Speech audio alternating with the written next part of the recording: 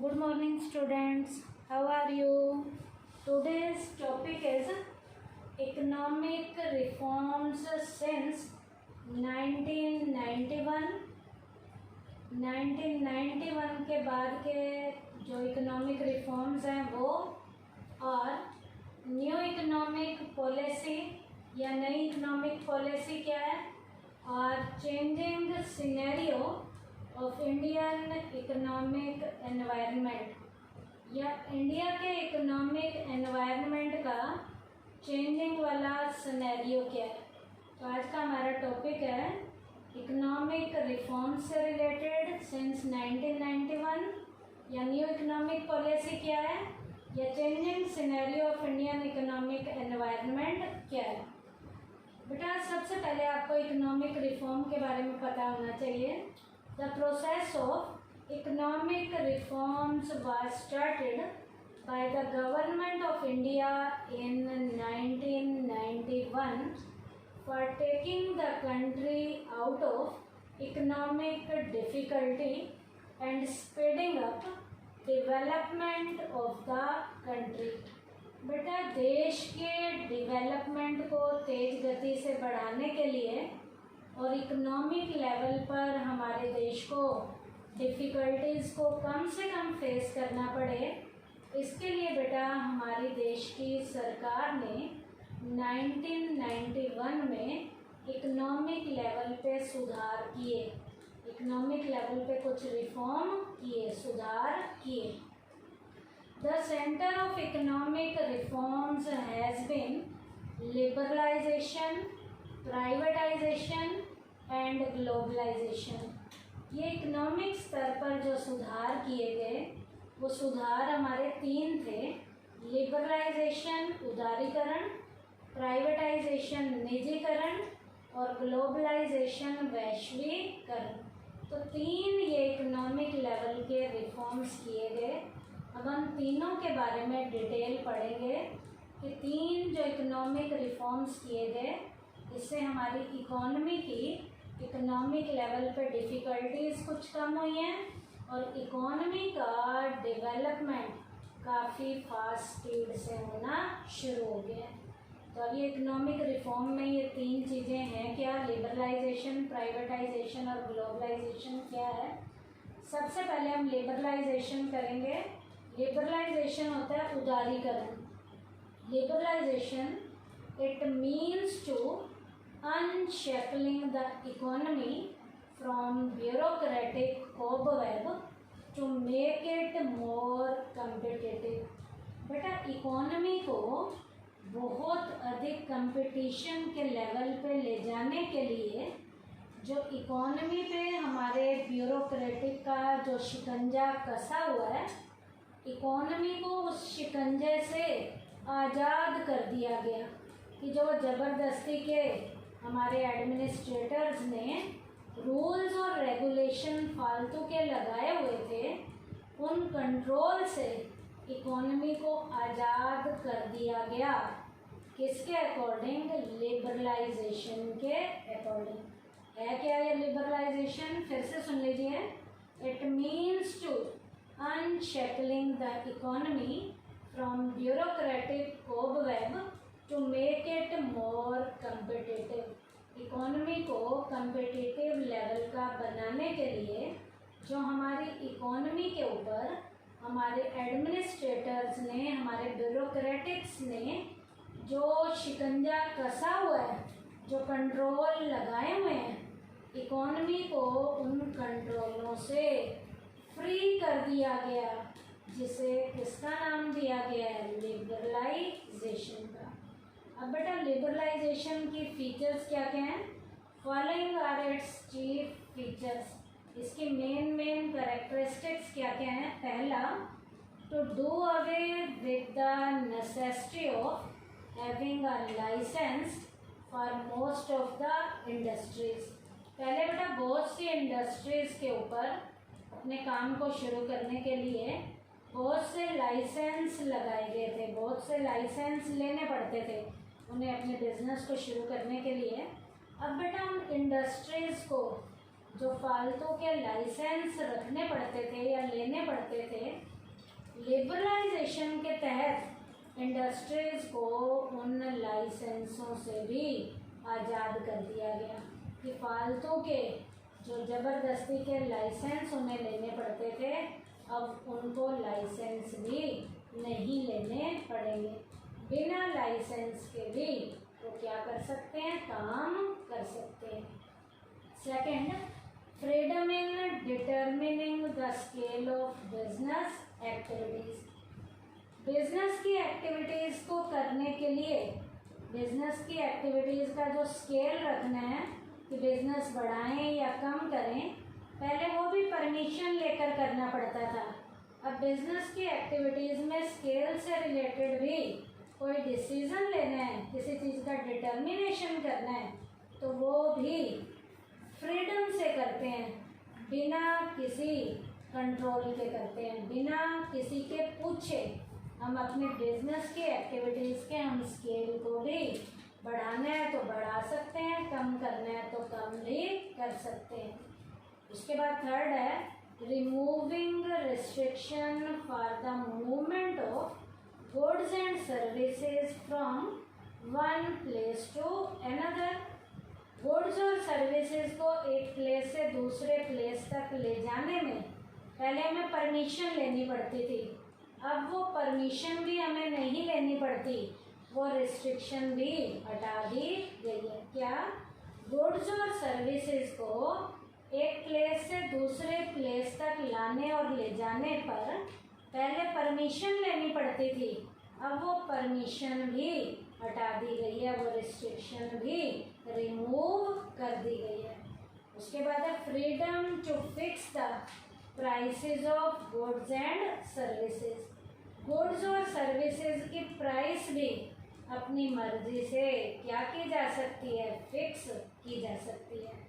पहले गुड्स और सर्विसेज की प्राइस को भी अपनी मर्जी से फिक्स नहीं किया जाता था, अब गुड्स और सर्विसेज की प्राइस को भी अपनी मर्जी से हम क्या कर सकते हैं, फिक्स कर सकते हैं। नेक्स्ट है reduction in the rate of taxes. पहले टैक्सेस भी बहुत ज़्यादा लगाए गए थे, अब टैक्सेस का रेट भी लिबरलाइजेशन के अकॉर्डिंग कुछ क्या कर दिया गया है, रिड्यूस कर दिया गया, कम कर दिया गया। उसके बाद है freedom from unnecessary control over economy. पहले अर्थव्यवस्था के ऊपर जबरदस्ती के बहुत से नियंत्रण लगाए गए थे, बहुत ज़बरदस्ती की पाबंदियां लगाई गई थी। अब इकोनॉमी को उन ज़बरदस्ती की पाबंदियों से भी फ्री कर दिया गया है, आज़ाद कर दिया गया है। क्या पॉइंट है? Freedom from unnecessary control over economy. उसके बाद है simplifying import export procedure. Import और एक्सपोर्ट का प्रोसीजर भी काफ़ी सिंपल कर दिया गया। पहले इंपोर्ट और एक्सपोर्ट का प्रोसीजर काफ़ी कॉम्प्लिकेटेड था, लेकिन लिबरलाइजेशन की पॉलिसी के बनने के बाद से इंपोर्ट और एक्सपोर्ट का प्रोसीजर भी काफ़ी क्या हो गया है, सिंपल हो गया। उसके बाद है simplifying the process of attracting foreign capital and technology. Foreign capital को अट्रैक्ट करना और फॉरेन लेवल की टेक्नोलॉजी को भी अट्रैक्ट करने का अब प्रोसेस काफ़ी सिंपल हो गया। पहले फॉरेन लेवल की कैपिटल और टेक्नोलॉजी को लाने और ले जाने पर काफ़ी रिस्ट्रिक्शंस लगी हुई थी, काफ़ी पाबंदियां लगी हुई थी, या नियम जो थे, कंट्रोल जो थे, वो काफ़ी कॉम्प्लिकेटेड वाले थे। अब कंट्रोल हैं तो सही, लेकिन वो कंट्रोल के जो सिस्टम है वो काफ़ी सिंपल हो गए।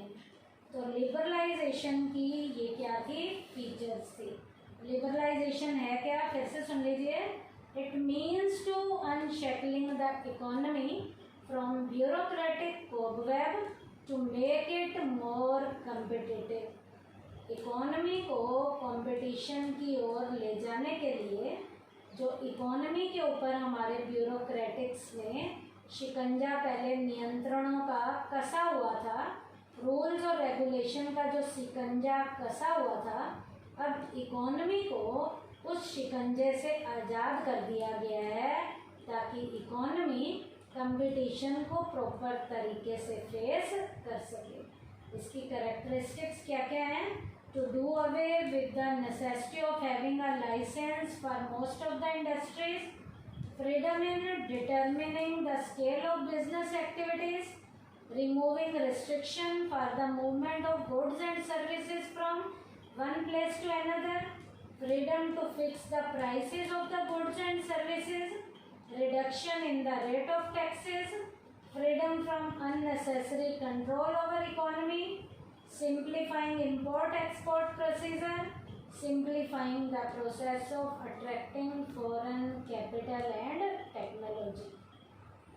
अब बेटा इकोनॉमिक रिफॉर्म में लिबरलाइजेशन के बाद सेकंड हमारा कौन सा है? प्राइवेटाइजेशन। तो हम प्राइवेटाइजेशन को शुरू करेंगे। प्राइवेटाइजेशन होता है निजीकरण। इसका मीनिंग क्या है? It means such an economic process through which some public sector undertakings is brought either partially or completely under private ownership. बेटा प्राइवेटाइजेशन के तहत क्या किया गया? बेटा ये एक इकोनॉमिक लेवल का प्रोसेस है जिसके अंदर बेटा कुछ पब्लिक सेक्टर की अंडरटेकिंग्स को या तो आधे से ज़्यादा या पूरा का पूरा प्राइवेट ऑनरशिप के अंदर डाल दिया गया। इसका मतलब बेटा पब्लिक सेक्टर की यूनिट्स को जब प्राइवेट एंटरप्रेन्योर को दे दिया गया, प्राइवेट एंटरप्रेन्योर ने खरीद लिया, या तो उस यूनिट को आधे से ज़्यादा की उसकी ओनरशिप खरीद ली या पूरी ही उस यूनिट को जो पहले पब्लिक सेक्टर की अंडरटेकिंग्स के अंदर थी, अब उनकी ओनरशिप किसके अंडर आ गई? प्राइवेट ओनरशिप के अंडर। इसका मतलब पब्लिक सेक्टर की यूनिट्स को जब हमारे प्राइवेट एंटरप्रेन्योर अंडरटेक कर लेते हैं, खरीद लेते हैं, या तो आधे से ज़्यादा को या पूरी की पूरी यूनिट को, उसे किसका नाम दिया जाता है? प्राइवेटाइजेशन का। ऐसा कब होता है? जब पब्लिक सेक्टर की यूनिट प्रॉफिट के बजाय किस में जा रही हो? लॉस में जा रही हो। अब बेटा प्राइवेटाइजेशन की फीचर्स क्या क्या हैं? पहले इसकी क्वालिटी क्या है? Reducing the role of public sector and increasing the role of private sector. Privatisation ने क्या किया? पब्लिक सेक्टर के रोल को रिड्यूस कर दिया और प्राइवेट सेक्टर के रोल को इंक्रीज कर दिया। क्यों? क्योंकि पब्लिक सेक्टर की यूनिट किसके अंडर आ गई? प्राइवेट सेक्टर के अंडर। तो प्राइवेट का रोल इंक्रीज होना शुरू हो गया और पब्लिक सेक्टर का रोल रिड्यूस होना शुरू हो गया। किसके कारण? प्राइवेटाइजेशन के कारण। उसके बाद सेकंड है reducing fiscal burden of the government. बेटा जब तक प्राइवेटाइजेशन नहीं हुआ था, पब्लिक सेक्टर की यूनिट प्रॉफिट के बजाय लॉस में जा रही थी। गवर्नमेंट का जो फिस्कल लेवल का बर्डन था, राजस्व लेवल का जो घाटा था, पहले बढ़ रहा था, लेकिन प्राइवेटाइजेशन होने के कारण अब वो पब्लिक सेक्टर की जो यूनिट है, जब वो प्राइवेट एंटरप्रेन्योर के अंडर आ जाएगी तो प्राइवेट एंटरप्रेन्योर उसके लॉस को धीरे धीरे से प्रॉफिट में कन्वर्ट कर देंगे। तो फिस्कल लेवल का बर्डन जो पहले काफ़ी बढ़ रहा था, अब धीरे धीरे से वो बर्डन रिड्यूस होना शुरू हो जाएगा। फिस्कल लेवल का बर्डन प्राइवेटाइजेशन के बाद से रिड्यूस होना शुरू हो जाएगा। इसका मतलब सरकार का खजाना पहले खाली हो रहा था क्योंकि पब्लिक सेक्टर की यूनिट लॉस में जा रही थी। अब बेटा वही सरकार का खजाना धीरे धीरे से बढ़ना शुरू हो जाएगा। उसके बाद है reducing the size of the government machinery. Reducing the size of the government machinery.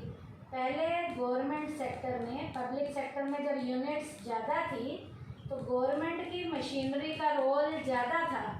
अब बेटा वही यूनिट जो पब्लिक सेक्टर की है जब प्राइवेट एंटरप्रेन्योर को दे दी जाएगी तो गवर्नमेंट मशीनरी का जो साइज़ है वो इकोनॉमी में धीरे धीरे से रिड्यूस होना शुरू हो जाएगा। पब्लिक का रोल बढ़ना शुरू हो जाएगा, पब्लिक का रोल घटना शुरू हो जाएगा और प्राइवेट सेक्टर के एंटरप्रेन्योर का जो साइज़ है, रोल है, वो बढ़ना शुरू हो जाएगा। गवर्नमेंट मशीनरी का साइज रिड्यूस होगा, किसके कारण? प्राइवेटाइजेशन के कारण। उसके बाद है स्पीडिंग अप इकोनॉमिक डेवलपमेंट। पहले बेटा यूनिट्स पब्लिक सेक्टर में जब चलती थी तो वो घाटे में जाती थी, तो इकोनॉमी का डेवलपमेंट होना बंद हो गया था। अब वही यूनिट पब्लिक की जब प्राइवेट सेक्टर के एंटरप्रेन्योर को बेच दी गई है तो इकोनॉमिक लेवल पर इकोनॉमी में काफ़ी स्पीड रेट से, तेज़ गति से डेवलपमेंट होना शुरू हो जाएगा। तो ये पॉइंट क्या है? Speeding up economic development. उसके बाद है improving management of enterprises. Enterprises में, एंटरप्राइजेज का मतलब यूनिट के अंदर मैनेजर्स का रोल अब इम्प्रूव होना शुरू हो जाएगा।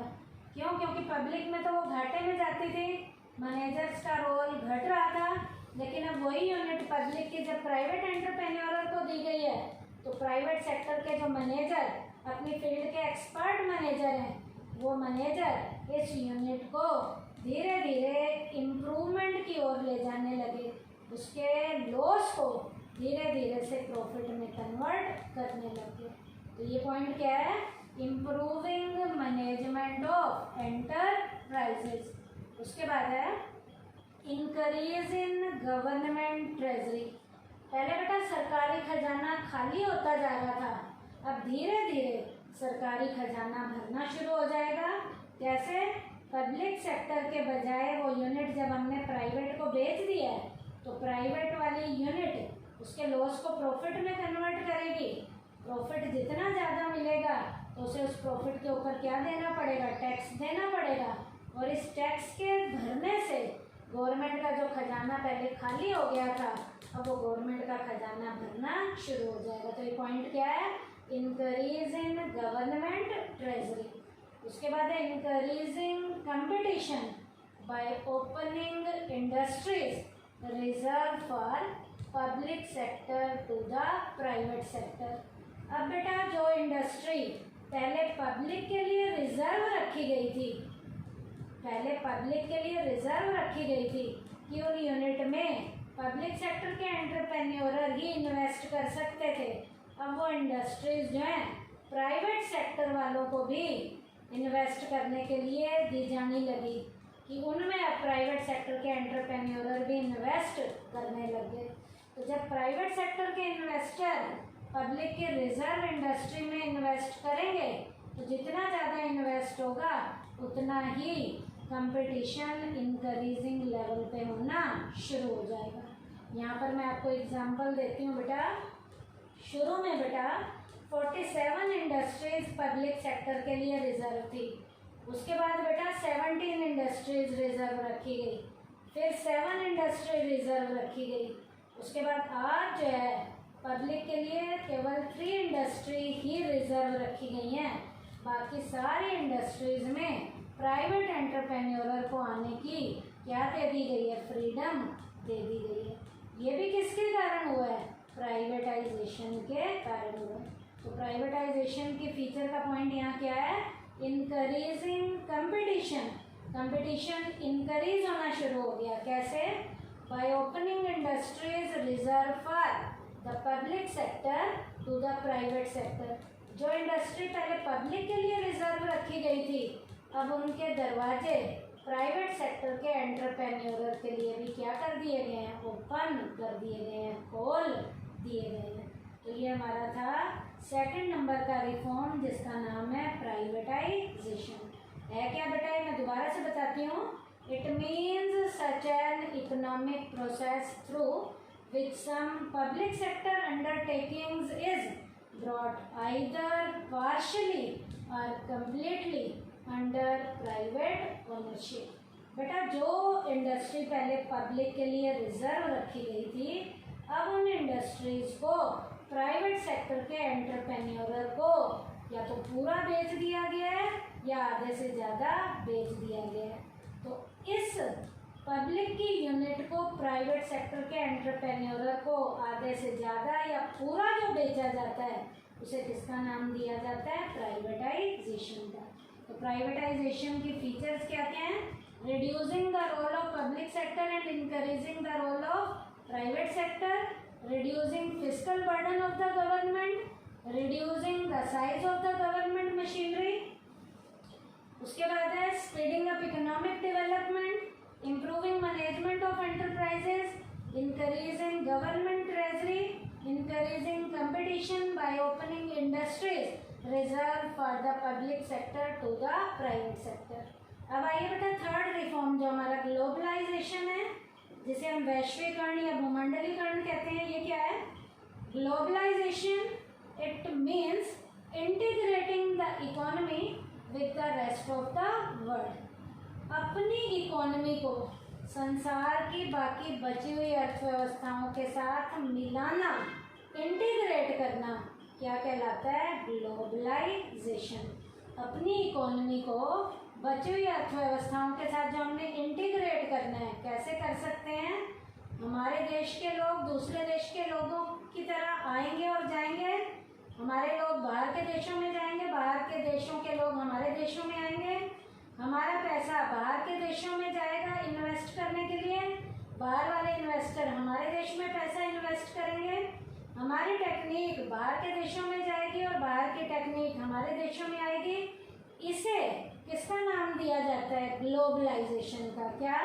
It means integrating the economy with the rest of the world. अपनी इकोनॉमी को संसार की बची हुई देशों की इकोनॉमी के साथ जोड़ना क्या कहलाता है? ग्लोबलाइजेशन। ये जो हम जोड़ेंगे अपनी इकोनॉमी को संसार की बची हुई देशों की इकोनॉमी के साथ, ये पैसे के जरिए भी जोड़ सकते हैं, टेक्नोलॉजी के जरिए भी जोड़ सकते हैं और लोगों के जरिए भी जोड़ सकते हैं। ग्लोबलाइजेशन की फीचर्स क्या क्या हैं? पहला, free flow of goods and services in all the countries. Goods और सर्विसेज का एक देश से दूसरे देश में आना जाना स्वतंत्र तरीके से होगा, बिना रोक टोक के होगा। क्या? Free flow of goods and services in all the countries. सब देशों में वस्तुओं और सेवाओं का प्रवाह बिना रोक टोक के होगा, बिना किसी भी तरीके के कंट्रोल के होगा। ये किसके कारण हुआ है? ग्लोबलाइजेशन के कारण। Second, free flow of capital in all the countries. सब देशों में पैसे का, कैपिटल का भी जो फ्लो फ्री तरीके से होगा। यहाँ के लोग बाहर के देशों में कैपिटल अपनी इन्वेस्ट करेंगे, बाहर वाले इन्वेस्टर हमारे देश में कैपिटल इन्वेस्ट करेंगे, तो इसे कहते हैं free flow of capital in all the countries. उसके बाद है free flow of information and technology in all the countries. हर एक देश की इंफॉर्मेशन और टेक्नोलॉजी बिना रोक टोक के एक देश से दूसरे देश में जाएगी। ये भी किसके कारण पॉसिबल हुआ है? ग्लोबलाइजेशन के कारण। क्या? Free flow of information and technology in all the countries. उसके बाद है free movement of people in all the countries. सब देशों के लोग एक देश से दूसरे देश में फ्री मूवमेंट करेंगे, उनके आने जाने के ऊपर भी किसी भी तरीके की ज़्यादा कोई रोक टोक नहीं होगी। उसके बाद है the same conflict solving technique in all the countries. बेटा कॉन्फ्लिक्ट को सॉल्व करने की, मतभेदों को सुलझाने की जो टेक्निक भी सब देशों की होगी वो सेम होगी, ताकि सभी देश अपनी प्रॉब्लम को एक ही टेक्निक के जरिए बढ़िया तरीके से क्या कर सकें, सोल्व कर सकें। ये भी किसके कारण पॉसिबल है, ग्लोबलाइजेशन के कारण। तो ग्लोबलाइजेशन क्या है, integrating the economy with the rest of the world is called globalisation. इसकी फीचर्स क्या क्या हैं, free flow of goods and services in all the countries, free flow of capital in all the countries, free flow of information and technology in all the countries, free movement of people in all the countries, the same conflict solving technique in all the countries। ये globalisation की क्या थी, features थी। तो आज के topic में हमने क्या किया बेटा, इकोनॉमिक रिफॉर्म सिंस 1991 या न्यू इकोनॉमिक पॉलिसी या changing scenario of economic Indian environment में जो हमने 3 सुधार किए हैं उनके बारे में पढ़ा है। पहला लिबरलाइजेशन, उसका मीनिंग और उसकी फीचर्स किए हैं। दूसरा रिफॉर्म हमने प्राइवेटाइजेशन, उसका मीनिंग और उसकी फीचर्स किए हैं। थर्ड हमने ग्लोबलाइजेशन, उसका मीनिंग और उसकी फीचर्स किए हैं। थैंक यू बेटा।